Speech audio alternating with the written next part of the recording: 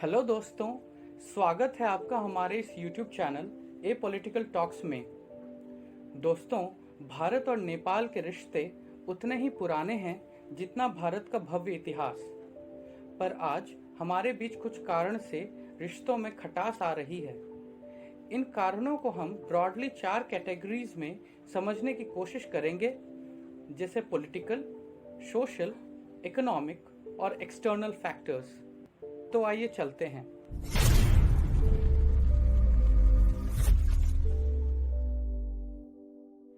नेपाल के पार्लियामेंट ने जून 2020 में अपनी नई पॉलिटिकल मैप को रिलीज किया। इस नए पॉलिटिकल मैप में भारत के अभिन्न क्षेत्र जैसे काला पानी, लिपु लेक और लिम्पियाधुरा को नेपाल में दिखाया है। ये सभी क्षेत्र हमारे उत्तराखंड राज्य को बिलोंग करती है। काला पानी और लिपु लेक पास के साथ मिलकर कैलाश मानसरोवर का रास्ता बनता है, जो भारत को कैलाश मानसरोवर से जोड़ता है। हाल में ही मई 2020 में जब भारत ने नए लिंक रोड को बॉर्डर रोड ऑर्गेनाइजेशन ने रिकंस्ट्रक्ट किया, तो नेपाल ने अपनी तीखी आपत्ति जताई। हालांकि ऐसा नहीं है कि यहाँ पर रोड्स थे ही नहीं। नेपाल भारत पर यह एलिगेशन लगाता रहा है कि भारत 1814 के ट्रीटी ऑफ सगौली को रिस्पेक्ट नहीं करता और भारत ने नेचुरल बाउंड्री काली रिवर को फिजिकली डाइवर्ट कर नेपाल के टेरिटरी को ऑक्यूपाई कर रखा है। गौर करने की बात यह है कि इन टेरिटरीज को डिस्प्यूटेड मानकर भारत और नेपाल सरकार के बीच में डायलॉग्स 2014 से ही चल रहे थे।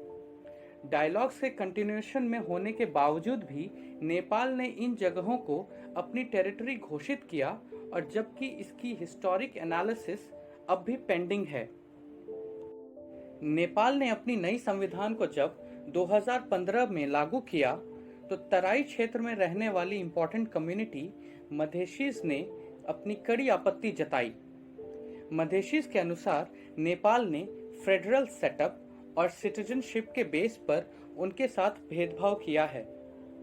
इस वजह से मधेशीज ने नेपाल गवर्नमेंट के अगेंस्ट प्रोटेस्ट करना शुरू कर दिया। नेपाल में बढ़ते तनाव को देख भारत से ट्रक ड्राइवरों ने सामान के साथ नेपाल जाना बंद कर दिया। नेपाल जो पहले से ही 2014 के अर्थक्वेक के कारण सोशियो इकोनॉमिक प्रॉब्लम्स झेल रहा था, उसकी स्थिति और भी खराब हो गई। क्योंकि मधेशीज का कल्चरल लिंकेज भारत के तराई क्षेत्र से काफी स्ट्रांग है, नेपाल ने भारत पर इकोनॉमिक ब्लॉकेड का आरोप भी लगाया कई इंटरनेशनल फोरम्स में। हालांकि ध्यान देने की बात यह है कि अर्थक्वेक के बाद नेपाल को रिकंस्ट्रक्ट करने में इंडिया ने बड़ा रोल प्ले किया है। जैसा कि हमें पता है, 8 नवंबर 2016 में भारत सरकार ने डीमोनेटाइजेशन लागू किया, जिसके कारण पड़ोसी देश जैसे नेपाल भी अछूता नहीं रहा। इसकी सबसे बड़ी वजह यह है कि नेपाल में इंडियन करेंसी को एक लीगल टेंडर के रूप में एक्सेप्ट किया जाता है।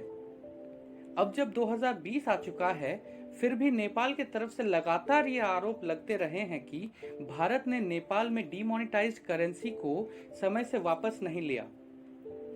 साथ ही साथ भारत सरकार ने अपनी नई लीगल टेंडर करेंसी 2000 रुपए, 500 और 200 के नोट को नेपाल के साथ टाई अप करने में लगभग 3 साल का समय लगा दिया, जिसके कारण नेपाली गवर्नमेंट भारत के अगेंस्ट काफी वोकल हो रही है। यह भी ध्यान देने की बात है कि नेपाल की इकोनॉमी लगभग 57% भारत पर ही टिकी है। दोस्तों, वर्ल्ड वॉर 2 के बाद बड़े देश फुल स्केल वॉर को छोड़ प्रॉक्सी वॉर्स, कोल्ड वॉर्स जैसे वॉर में जुट गए, और अब जब कोरोना वायरस एपिडेमिक ने यह बता दिया है कि किसी कंट्री को कैसे लॉक किया जा सकता है, तो फुल स्केल वॉर्स अब बंदूक से कम और केमिकल, बायोलॉजिकल और साइबर बेसिस पर ज्यादा लड़ी जाएगी। चाइना के भारत की तरफ से तीखे तेवर जैसे डोकलाम और लद्दाख में स्टैंड ऑफ्स यह मैसेज देता है कि कोल्ड वॉर्स अब भी एक्टिव है। दोस्तों, कोल्ड वॉर का मतलब सिर्फ एक दूसरे को आंख दिखाना ही होता है, जहां गोली नहीं चलती। चाइना की एस्पिरेशंस स्ट्रिंग ऑफ पर्ल्स जो भारत को घेराबंदी करने का है, उसकी अब नेपाल से दोस्ती पूरी तरह फिट बैठती है, क्योंकि भारत और नेपाल की सीमा लगभग 1800 किलोमीटर की है। साथ ही साथ नेपाल को एक भारत का एलियन अनफ्रेंडली नेशन बनाकर भारत को टू फ्रंट वॉर यानी चाइना पाकिस्तान से थ्री फ्रंट वॉर यानी चाइना पाकिस्तान और नेपाल करने का प्रोबेबल विजन है। इसके लिए चाइना ने अपनी नेपाल में इकोनॉमिक एक्टिविटी को भी बूस्ट कर दिया है। नेपाल को अब चीन कच्चा तेल आपूर्ति करता है, जो कभी भारत ही सिर्फ किया करता था।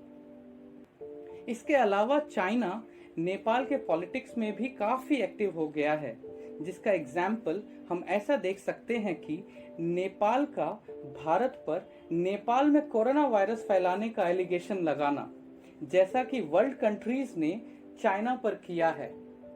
और दूसरा, नेपाल के पीएम और अन्य पार्टी में मध्यस्थता कर नेपाल के पीएम कोली की प्रधानमंत्री कुर्सी सीट बचाना। भारत चाइना को कैसे डिप्लोमेटिक और इकोनॉमिक पटखनी दे रहा है या दे सकता है, इसकी डिस्कशन हम दूसरे वीडियो में कर सकते हैं। दोस्तों, भारत और नेपाल की हिस्टोरिक टाइज हमसे अछूती नहीं है। माता सीता की जनकपुर से लेकर भगवान बुद्ध की गाथा तक यही दर्शाता है कि सीमा संस्कृति को नहीं बांटती। इस बात से भी कोई अनजान नहीं है कि गोरखा रेजिमेंट हमारे भारतीय सेना का ताज है। ऐसा कोई भी युद्ध नहीं है जिसमें इन्होंने अपना शौर्य न दिखाया हो। पर रीसेंट इश्यूज जैसे मैप्स या नेपाल पुलिस का गोलीबारी करना नेपाल और भारत के बीच में दूरी बढ़ाने का काम कर रही है। टेरिटोरियल सॉवरेनिटी हम सब के लिए इम्पोर्टेंट है, तो इसके तहत भारत ने नेपाल के साथ फिर से डायलॉग का जो आग्रह किया है, नेपाल को खुले दिल से एड्रेस करना चाहिए। साथ साथ नेपाल के इम्पोर्टेंट पर्सनालिटीज जैसे मनीषा कोइराला को एक गुडविल एम्बेसडर के रूप में आगे आना चाहिए। दोस्तों, किसी भी रिश्ते को संवारने के लिए दिनों लग जाते हैं और गंवाने के लिए चंद लम्हे। तो हमें किसी भी गलत फहमी में इसे गंवाना नहीं चाहिए। यह हर भारतीय, हर नेपाली और दोनों सरकार की जिम्मेदारी है। आपकी इसमें क्या राय है, आप हमें कमेंट कर जरूर बता सकते हैं। दोस्तों, एपॉलिटिकल टॉक्स में हम भारत और संविधान से जुड़ी बातों के साथ फिर हाजिर होंगे। आप अपनी फीडबैक के साथ अपना प्यार हमें लाइक, शेयर एंड सब्सक्राइब के रूप में जरूर दें। धन्यवाद।